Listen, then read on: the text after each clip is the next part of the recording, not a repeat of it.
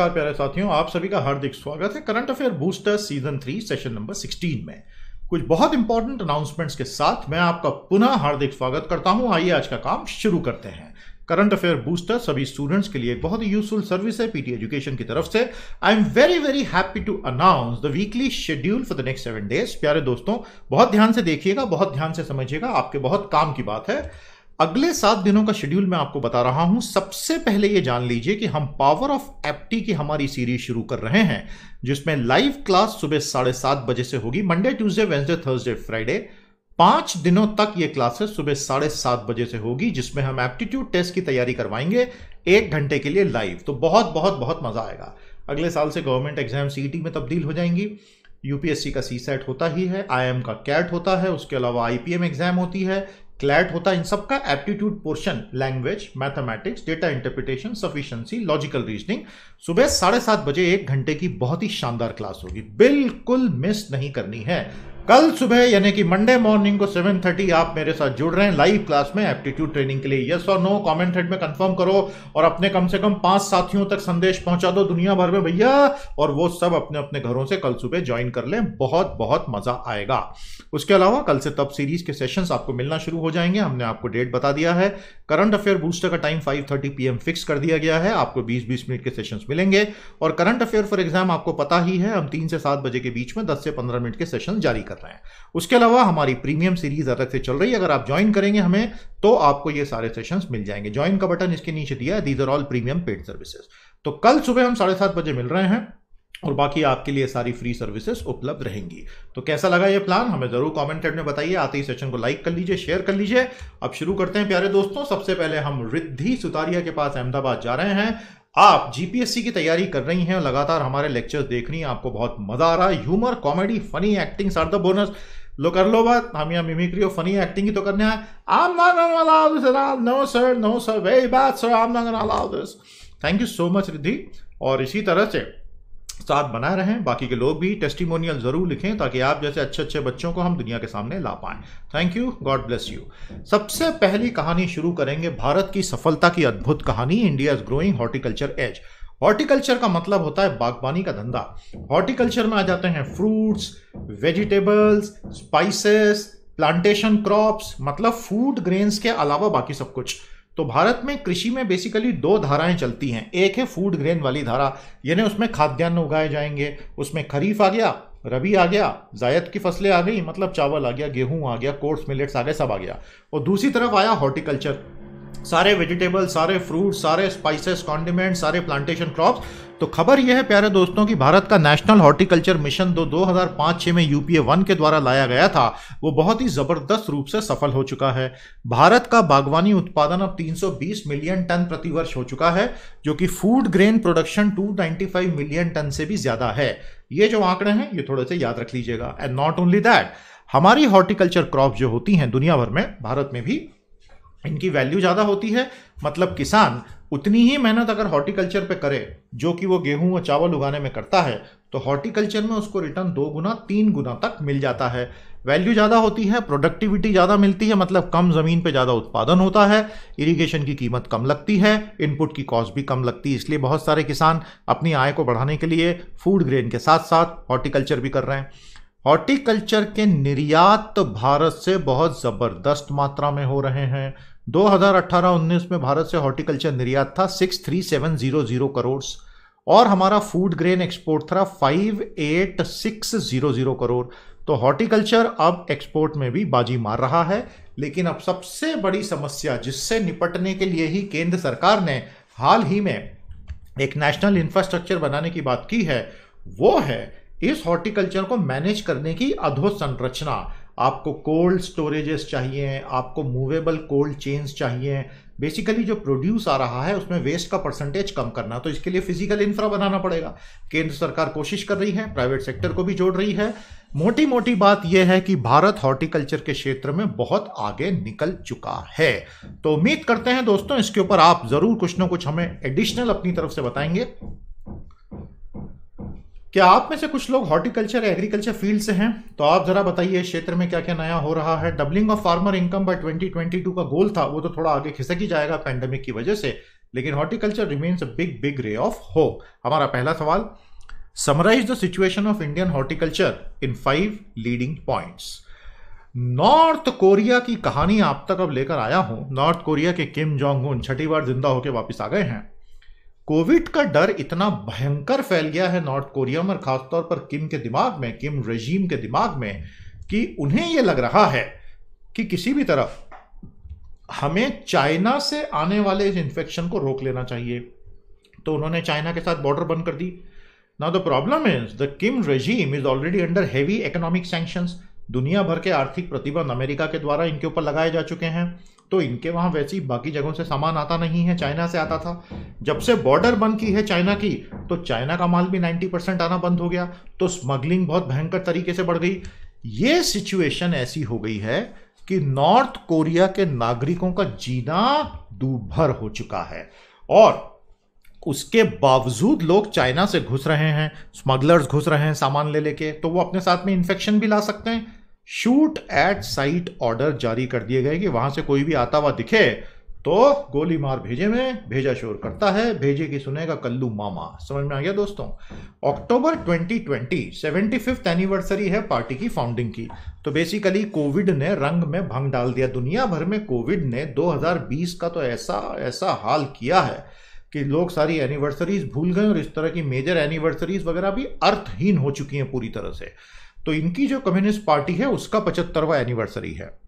लेकिन अभी उत्तर कोरिया में पूरा फोकस है कि कोविड को क्रश करो, और किसी भी तरह अभी वो मिलिट्री वन अपमैनशिप में ज्यादा फोकस नहीं लगा रहे हैं, which is good for the world. तो प्यारे दोस्तों, ये कहानी उत्तर कोरिया की है। हमारा अगला सवाल, what is the name of the communist philosophy followed by north Korea. तो ये लोग जिस कम्युनिस्ट फिलॉसफी को फॉलो करते हैं उसका एक बहुत स्पेसिफिक नाम है, वो हमें बताइएगा। भारत के बेताज बादशाह मुकेश अंबानी दिन दुनी रात चौगनी तरक्की इनकी कंपनी कर रही है, मुकेश जी कर रहे हैं। आज टेलीकम्युनिकेशन में ये एक तरफा एक छत्र साम्राज्य बना चुके हैं। इनके सामने अब सिर्फ एयरटेल बचा है, बाकी सब खत्म हो चुके हैं। रिटेल में टेलीकॉम की सफलता को ये दोहराने निकले हैं, और इनका जो ऑयल एंड गैस का व्यापार है वो अपनी जगह है। तो बेसिकली भारतीय कॉर्पोरेट क्षेत्र के ये अब एक अनचैलेंज बादशाह बन गए, और अब ये सीधे टॉप 10 इन द वर्ल्ड को निशाना बना के बैठे हैं। अब स्थिति यह है कि दुनिया की किसी भी बड़ी टेक्नोलॉजी कंपनी को अगर भारत में आना है तो वो वाया रिलायंस ही आ रही है। इस तरह से पूरा का पूरा गेम सेट हुआ है। No big tech firm is a position to enter India without first talking to Ambani. बड़े बड़े अखबारों ने भी इसको कवर किया है। आपकी व्यक्तिगत दौलत और आरआईएल का मार्केट वैल्यूएशन, यानी इनके शेयरों की जो कीमत है, रिकॉर्ड हाई पे पहुंच गई है। आज ये 208 अरब डॉलर को क्रॉस कर गई है, जो कि टीसीएस और एचडीएफसी बैंक जो नेक्स्ट 2 हैं, उसके बाद HUL, Infosys, HDFC, Airtel, Kotak, ICICI, ITC है। पहले 208 वाला नंबर 2 और 3 के कॉम्बिनेशन से भी ज्यादा हो गया। $200 बिलियन 2 साल में इन्होंने क्रॉस कर लिया है। इसको कहते हैं विजन एंड फोरसाइट। तो आपने देखा विजन और फोरसाइट से क्या संभव नहीं हो सकता है। तो प्यारे दोस्तों, टेलीकॉम क्षेत्र में आज हमारे पास अब सिर्फ 2 कंपनियां बची हैं। भारत जैसे 135 करोड़ की आबादी के देश में केवल 2 कंपनियों का होना बड़ा इंटरेस्टिंग है। In fact we would want to have more and more companies to have more and more competition, but as on date we think that फिलहाल अब ये ऐसा ही आगे खेल लंबे समय तक चलेगा। तो हमारा अगला सवाल नोट करें, what are the key ingredients in the success of Mukesh Ambani and RIL. बहुत शानदार हमारे कोर्सेज सिविल सर्विसेज के आपके लिए उपलब्ध हैं। हमारी टीम की जानकारी दी हुई है। जानकारी लीजिए, ज्वाइन कीजिए, इंफॉर्मेशन निकालिए। हार्ड डिस्क और ऑनलाइन दोनों कोर्सेज आप ही के लिए उपलब्ध हैं। Economic outlook is Grimm in Bharat. तो हमने पिछले कुछ सेशंस में बात की थी कि India is doing very well. हमारी खरीफ रबी का बहुत अच्छा हो गया, अब खरीफ की भी बुवाई बहुत अच्छी होगी वगैरह। तो हमारा जो एग्री सेक्टर है जीडीपी का 15% है, और ये काफ़ी हद तक सपोर्ट कर जाएगा, क्योंकि भाई Q1 के रिजल्ट में भी पता चला कि 4% से तो यही ग्रो हो रहा है। लेकिन अल्टीमेटली एक बात और सच है कि कृषि ग्रामीण नहीं होता है। ग्रामीण में कृषि के अलावा गैर कृषि भी बहुत बड़ा सेगमेंट होता है। ये आप बात समझ रहे हैं ना। तो जब हम बात करते हैं ग्रामीण भारत की, economic outlook is very grim in Bharat. Latest feedback, latest data, latest chart ये बताता है कि ग्रामीण क्षेत्रों में रहने वाली आबादी, यानी भारत की 65% आबादी की आर्थिक स्थिति जीडीपी के कॉन्ट्रैक्शन के आंकड़े, जीडीपी के संकुचन के आंकड़े जो दिखा रहे हैं, उससे कहीं अधिक खराब हो चुकी है। कोविड जब फरवरी में आया, मार्च में आया, उसके पहले रूरल डिस्ट्रेस बहुत ज्यादा बढ़ चुका था। लॉकडाउन की वजह से गैर कृषि क्षेत्र की लाइवलीहुड्स बहुत भयंकर रूप से प्रभावित हो गई और उसका नेट नतीजा ये आया है कि लोगों ने अपनी कंज्यूमर स्पेंडिंग गिरा दी है। आप आखिरी वाला चार्ट देखेंगे, food items like rice, wheat flour, pulses, biscuit, snack, personal care product, shampoo, soap, maximum लोगों ने लॉकडाउन के दौरान इस पे कम खर्च किया। मतलब आधी आबादी ने तो स्वीकार किया कि हम, और आधी आबादी यही बोल रही कि आने वाले समय में भी हम कम खर्च करेंगे। तो भारत की 65% आबादी अगर कंज्यूमर स्पेंडिंग कम करने का मन बना चुकी है इस सर्वे के रिजल्ट्स के हिसाब से, तो आपका private final consumption expenditure challenge रहेगा। और इसीलिए जितने भी इकोनॉमिक एक्सपर्ट्स हैं बड़े बड़े, अब हम तो सारे के सारे एक्सपर्ट्स को पढ़ते हैं, 8-10 अखबारों को रोजाना स्कैन करते हैं, तो जितने भी बड़े इकोनॉमिक थिंकर्स रहे हैं पिछले 6 महीनों में, all of them have repeatedly requested a strong fiscal stimulus in the form of direct income transfer into accounts. सबसे गरीब 10-12 करोड़ हाउस होल्ड्स को डायरेक्ट मंथली सपोर्ट दिया जाना, सिर्फ 100, 200, 500 रुपए का नहीं, हम बात कर रहे हैं 5-6-7 हजार का। उसके बिना डिमांड इंजन किक नहीं होगा, और वो किक नहीं होगा तो इकोनॉमी लगातार कॉन्ट्रैक्ट ही होती चली जाएगी। और ये सर्वेज इन बातों की पुष्टि करते हैं। तो दोस्तों, आने वाले क्वार्टर्स चुनौतियों से भरे हुए हैं। पूरे देश को एक साथ इकोनॉमी पे फोकस करना बहुत जरूरी है। हमारा अगला सवाल नोट करें, जो वॉलंटियर्स क्वेश्चन को कंपाइल कर रहे हैं, एक्सीलेंट, उत्तर भी देते चलें। और ये वो सारे फैक्ट्स हैं, तथ्य हैं, सच्चाइयां हैं जो मैं आप तक जैसी अवेलेबल है वैसी लेकर आता हूं। उम्मीद करूंगा आप इनको समझने के लिए अपनी तरफ से रिसर्च और भी करेंगे और अच्छे से इन रिसोर्सेज को यूज करेंगे। What are the key reasons that the economic outlook seems very grim in rural India? Bharat और चीन की चर्चा तो संपन्न हो गई। जयशंकर जी और चाइना के काउंसलर वैंग ही मॉस्को में मिले, एलएसी मुद्दे को रिजॉल्व करने की बात की। पहले एक पंचशील हुआ था, आज एक 5 पॉइंट एजेंडा हुआ है, और ऐसा लग तो रहा है कि इस 5 पॉइंट एक्शन प्लान में वर्तमान में डिसएंगेजमेंट हो जाएगा, लेकिन अभी होना शुरू हुआ नहीं है। और इस मीटिंग के जस्ट बाद चाइना की तरफ से एक आक्रामक स्टेटमेंट अलग से भी इशू हुआ। 100 बातों की एक बात यह है कि एनालिसिस करने से मालूम चलता है कि एलएसी नाम की रेखा अब शायद एलएसी के नाम से बुलाई ही नहीं जाएगी, उसका नाम बदल के बॉर्डर एरिया BA कर दिया जाएगा। तो एक रेखा बदल के एक एम्बिगुअस क्षेत्र हो जाएगा। क्या इससे भारत को फायदा होगा, नुकसान होगा, यह आने वाले समय में हमें मालूम चलेगा। फिलहाल इससे आशा ये बनती है कि डिसएंगेजमेंट शायद होगा, पीस होगी, लेकिन जब तक पीएलए पीछे हटती नहीं है और अरुणाचल प्रदेश हो, सिक्किम हो, बाकी के क्षेत्रों में जहां घुसपैठ लगातार कर रही है, जब तक वो करना बंद नहीं करती है तब तक हम कैसे मान लें कि 5 पॉइंट एक्शन प्लान पीएलए को स्वीकृत हो गया है। पीएलए में इसलिए बोल रहा हूं क्योंकि चीन की राजनीति और भारत की राजनीति में बहुत बेसिक फर्क है। चीन की राजनीति पीआरसी की राजनीति जो कम्युनिस्ट पार्टी ऑफ चाइना चलाती है, पीएलए उसका हिस्सा है। तो सेना और पार्टी एक ही है। भारत में ऐसा नहीं है, ये एक बहुत फंडामेंटल अंतर है। मतलब पीएलए जो कुछ लद्दाख में कर रही है वो दरअसल कम्युनिस्ट पार्टी डायरेक्टली कर रही है। इस बात में अब किसी को कोई डाउट होना नहीं चाहिए।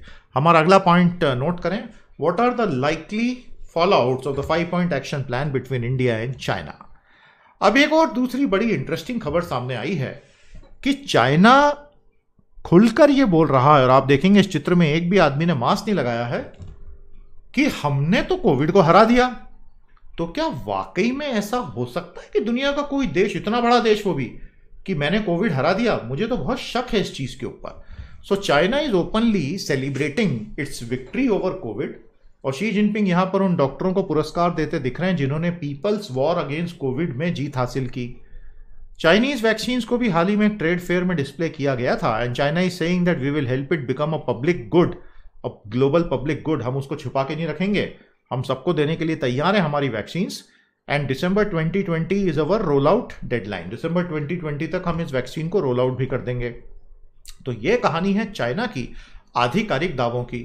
एक और भारत में रोजाना 1 लाख कोविड केसेस निकल रहे हैं, और अब दूर दराज के ग्रामीण क्षेत्रों तक धीरे धीरे धीरे ये फैल चुका है। आपने लेटेस्ट इश्यू इंडिया टुडे का अगर देखा होगा तो अब बहुत बड़ी चिंता है कि जो एकदम दूरस्थ ग्रामीण क्षेत्र हैं, जहां हेल्थ फैसिलिटीज एकदम बेसिक लेवल की हैं, वहां कोविड पहुंच गया है। ऐसे में उसको मैनेज करना is going to be a very very tough challenge.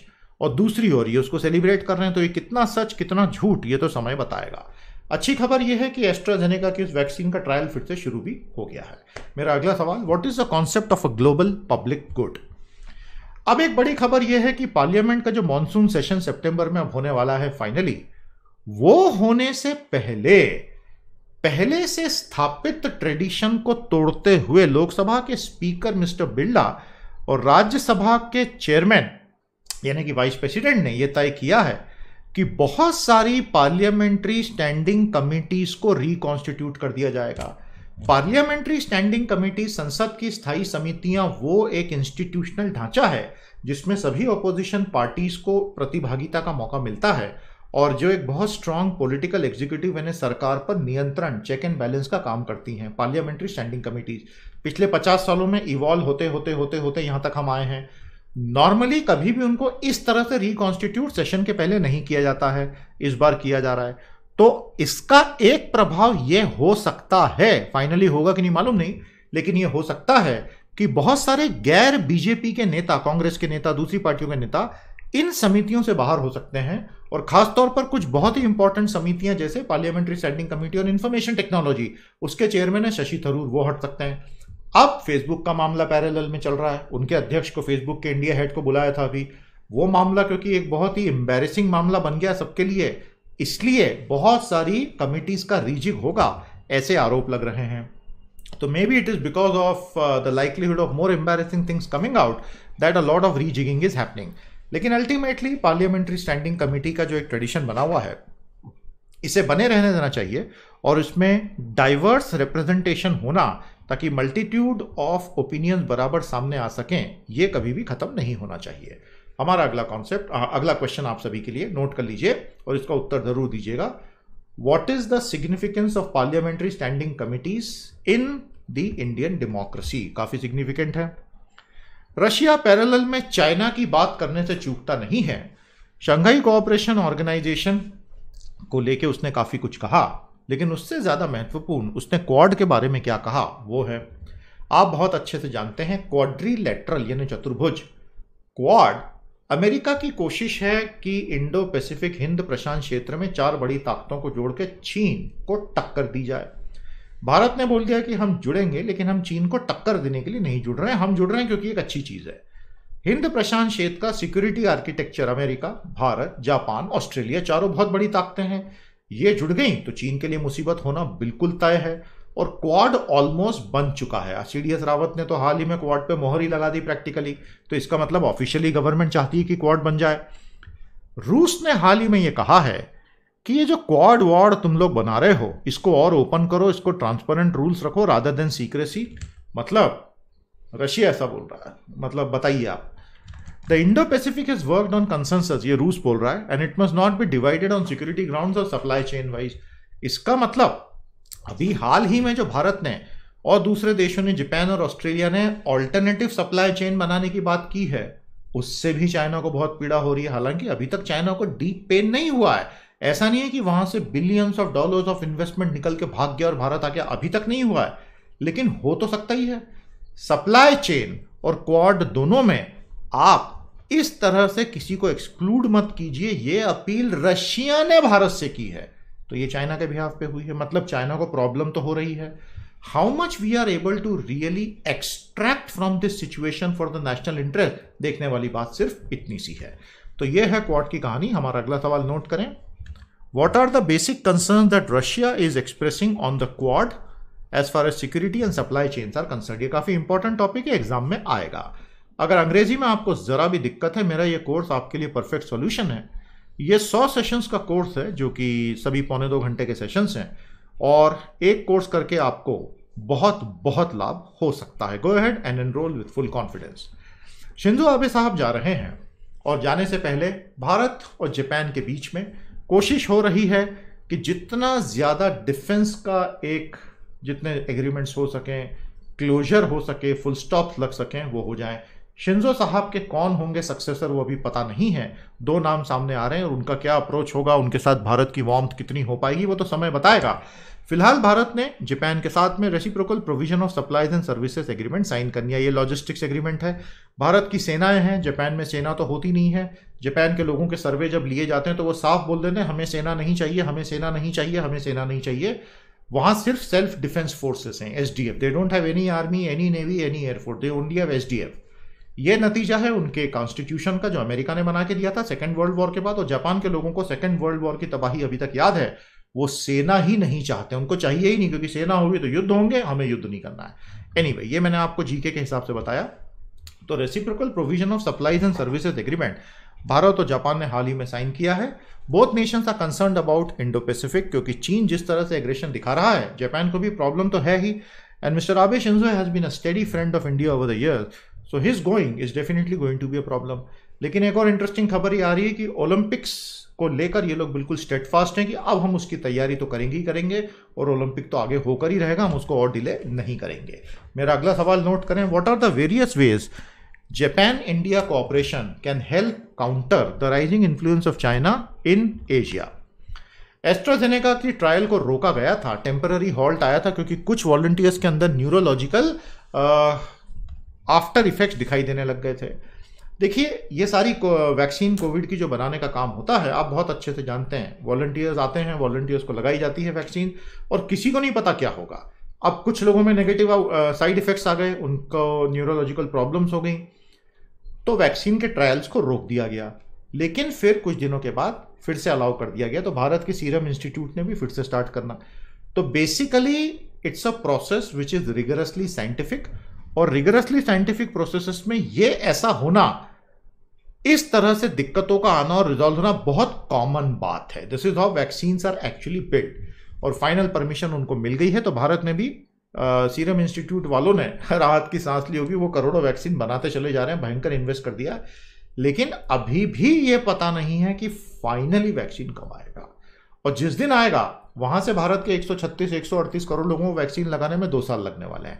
I hope you understand that, right. तो हमारा अगला सवाल, why do vaccines take so long to hit the market. प्यारे दोस्तों, आप सभी का स्वागत है हमारी मेंबरशिप में। आप जो वीडियो अभी देख रहे हैं, इसमें नीचे एक ज्वाइन का बटन है, उसको क्लिक करेंगे तो आपको यूट्यूब पर हमारी करंट अफेयर की प्रीमियम मेंबरशिप मिलेगी। बहुत ही अद्भुत सेवा है प्यारे दोस्तों। अब यूट्यूब ने 1 month, 3 months as well as 6 month enrolment options दे दिए हैं। तो आप आगे बढ़ के पूरे कॉन्फिडेंस के साथ 6 मंथ एनरोलमेंट ऑप्शन ले सकते हैं। करंट अफेयर प्रीमियम एक इतनी शानदार सर्विस है जिसमें हम आप तक सप्ताह में 5 बार बहुत ही शानदार सेशंस और संडे को पावर ऑफ 10 के सेशंस लाते हैं। This is the deliverable that we offer to the student. जितने भी सैकड़ों स्टूडेंट्स हमारे साथ पढ़ रहे हैं, they are all extremely please and happy.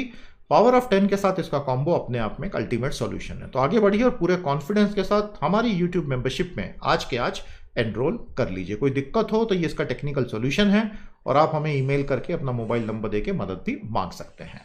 अब आते हैं one time loan recast by RBI. आप बहुत अच्छे से जाते हैं, आरबीआई ने एक एक्सपर्ट पैनल बनाया है, और आरबीआई के एक्सपर्ट पैनल के अध्यक्ष हैं केवी कामत।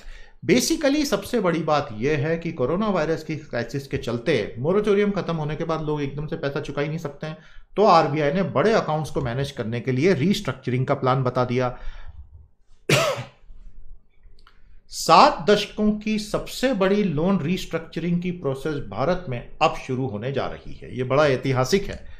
आरबीआई के केवी कामत कमेटी ने कहा है कि 22 लाख करोड़ के लोन पहले ही तनावग्रस्त थे, और कोविड के बाद 15 लाख करोड़ तनाव में आ गए।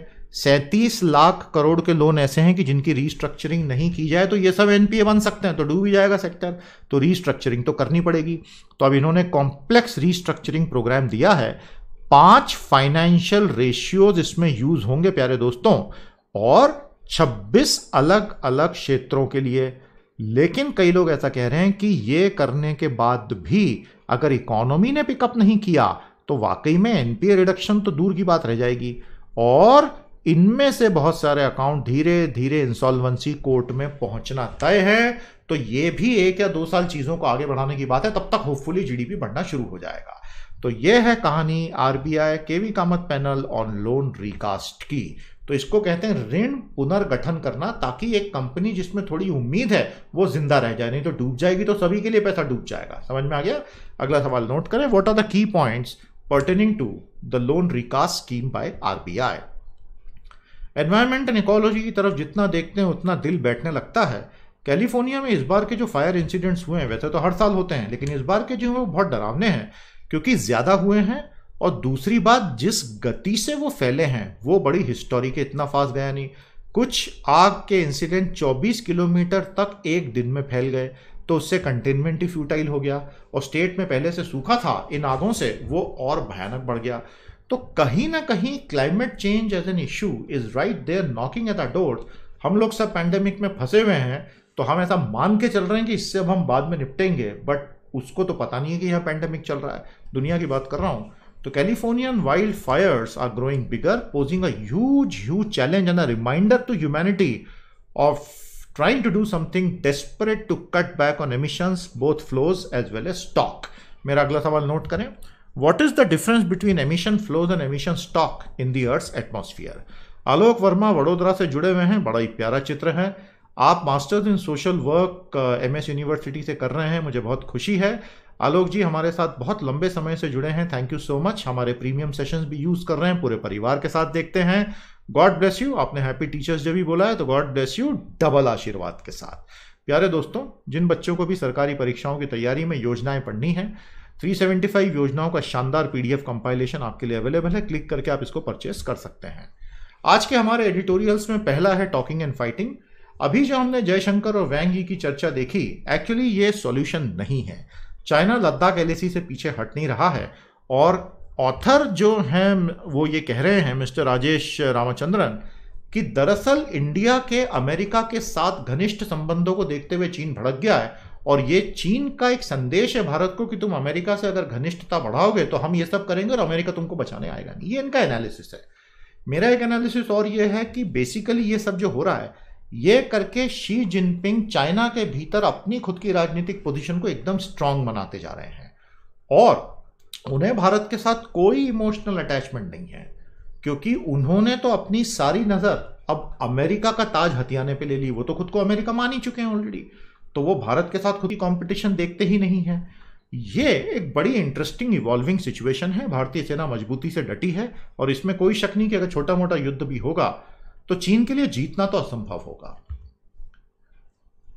शेखर गुप्ता ने लिखा है कि किस प्रकार से भारत में triple challenge pandemic, economic collapse और चाइनीज थ्रेट्स का बना हुआ है, और ऐसी परिस्थिति में पूरे भारतीय समाज को एक साथ प्यार मोहब्बत के साथ इन समस्याओं से लड़ना होगा, नहीं तो ये समस्याएं और लंबे समय तक खिंच जाएंगी। तो प्यारे दोस्तों, हमारे दोनों चैनल्स को सब्सक्राइब कर लीजिए, एफर्ट्स अच्छे लग रहे हो तो कंट्रीब्यूट कीजिएगा, और आप हमारे साथ कंटेंट साइड में भी जुड़ सकते हैं। तो फिर से आपको याद दिला दूं, पावर ऑफ FT कल सुबह से शुरू होगा, तो आपके दिन की शुरुआत 7:30 बजे अब आप मेरे साथ करेंगे। मैं आपको 1 घंटे तक शानदार एप्टीट्यूड पढ़ाऊंगा लाइव मोड में, बहुत मजा आने वाला है। तो कंफर्म कीजिए कमेंट हेड में कि आप आने वाले हैं, अपने दोस्तों को भी लेकर आइए। सब लोग लाइव अपने अपने घरों से जुड़ सकते हैं, बाकी का शेड्यूल आप लोगों के सामने है। जो प्रीमियम सर्विसेज हैं, इसके लिए आपको ज्वाइन करना होगा। I hope that many of you will join us and make the most of whatever we have to offer. आज के लिए इतना ही। तो कल हम सेशन नंबर 17 लाएंगे, और जैसा हमने आपको 5:30 बजे का समय दिया है, 5:30 बजे हमारा अगला सेशन कल रिलीज हो जाएगा। तो आज के लिए इतना ही। अब कल आपसे भेंट करेंगे सुबह 7:30 बजे, और उसके बाद दिन में। नमस्कार, जय हिंद।